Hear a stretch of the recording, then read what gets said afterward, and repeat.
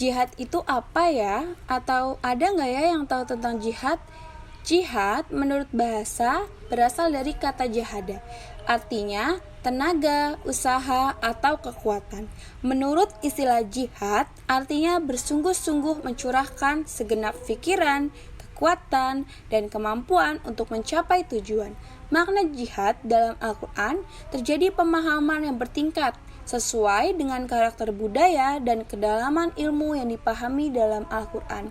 Makna jihad dalam Al-Quran pada umumnya tidak ada yang mengarah pada jihad fisik, seperti dipahami oleh sebagian Islam jalur keras. Tetapi boleh dilakukan dalam kondisi tertentu jika menegakkan kehormatan dan ketauhidan. Jihad harus juga memiliki strategi yang jitu, tidak boleh hanya mengandalkan semangat dalam melakukan aktivitas kemaslahatan umat. Pemahaman jihad yang keliru dapat melahirkan sadisme, terorisme, dan pembunuhan orang lain dengan cara membabi buta. Lalu, bagaimana kedudukan jihad dalam Islam? Kedudukan jihad dalam agama Islam sangatlah penting, senantiasa terjaga juga, dan ia tidak akan terhapus dengan apapun juga. Dan jihad fisabilillah akan tetap ada sampai hari kiamat. Sesungguhnya, jihad di jalan Allah merupakan tuntunan syariat yang paling utama dan semulia-mulia ibadah kepada Allah.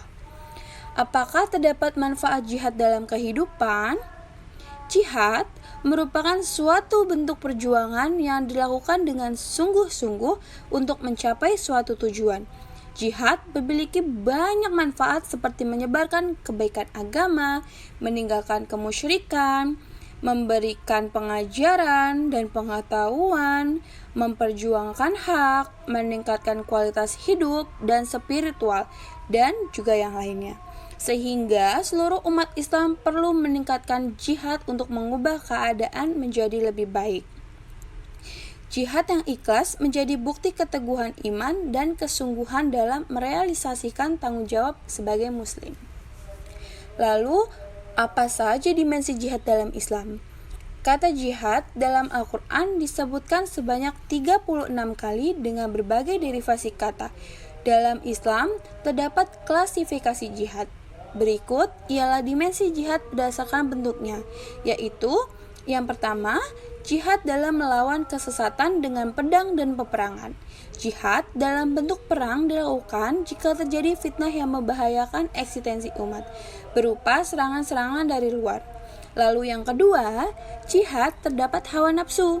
Ini merupakan jihad dengan maksud untuk membersihkan jiwa, menyucikan hati, dan sifat-sifat lainnya yang mulia.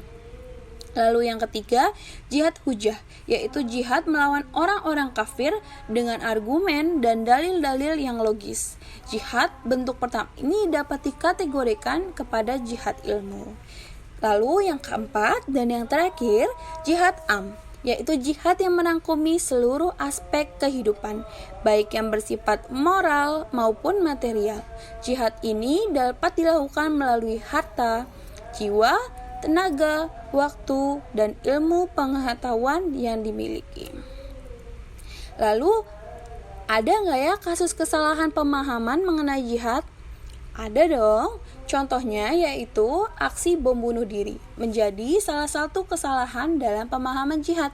Seperti pada tanggal 28 Maret tahun 2021 terjadi pengeboman di Makassar, Sulawesi Selatan, tepatnya di depan gereja katedral yang berada di Makassar, yang juga menewaskan 20 orang tidak berdosa. Pelaku bernama Ibrahim Ibnu Andra yang berasal dari organisasi Jamaah Ansharut Daulah atau biasa disebut JAD yang melakukan bom bunuh diri karena alasan melaksanakan jihad. Padahal aksi terorisme merupakan tindakan yang dilarang oleh agama manapun sehingga bertentangan dengan agama dan kemanusiaan. Lalu bagaimana ya perkembangan jihad pada masa kini? Pada masa sekarang, jihad tidak lagi identik dengan peperangan. Pengertian tentang jihad telah berkembang dan memiliki makna yang beragam. Jihad juga bisa dilakukan dengan menuntut ilmu, bekerja, mengupayakan nafkah untuk keluarga, asalkan hal-hal tersebut dijalankan dengan sungguh-sungguh di jalan Allah Subhanahu wa Ta'ala. Sehingga jihad pada masa kini berbeda dengan masa Rasulullah dan masa kekhalifahan, yang mana pada kedua masa ini jihad yang dilakukan identik dengan peperangan. Lalu, peran jihad dalam kemerdekaan Indonesia. Resolusi jihad merupakan maklumat yang disampaikan oleh Nahdlatul Ulama atau biasa disebut NU kepada warga untuk berjihad, berperang mengusir kedatangan penjajah di Indonesia. Nahdlatul Ulama menjadi wadah perjuangan untuk menentang segala bentuk penjajahan dan merebut kemerdekaan negara Republik Indonesia dari penjajahan, serta aktif dalam melakukan dakwah-dakwah untuk menjaga persatuan negara. NU menggerakkan para ulama, santri, dan umatnya untuk bangkit melawan penjajah yang dianggap kafir.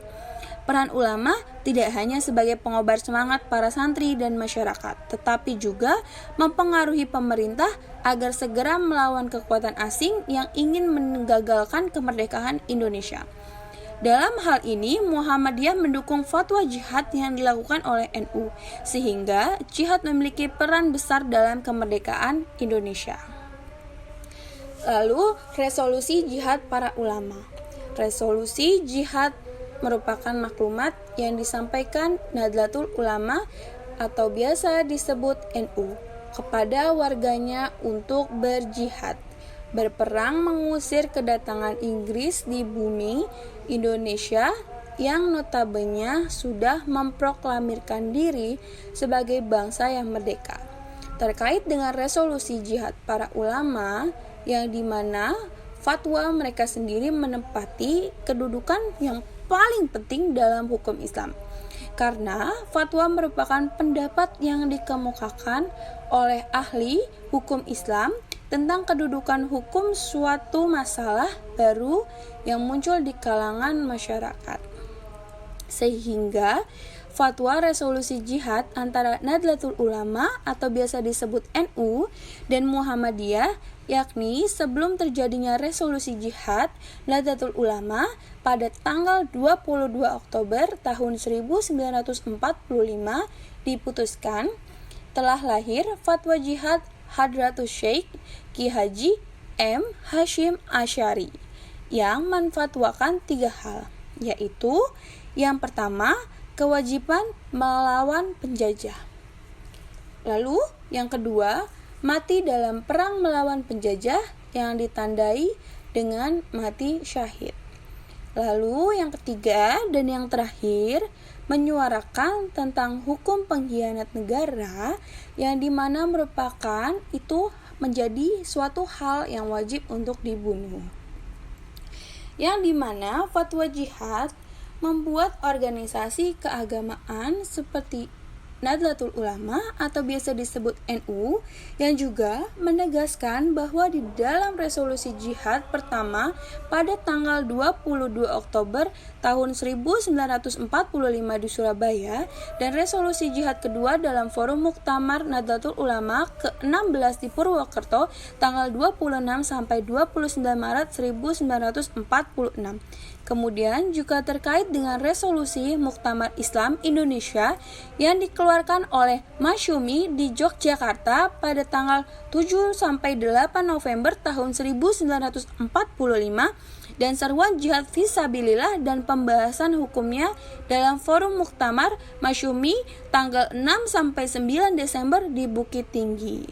Sekian, terima kasih.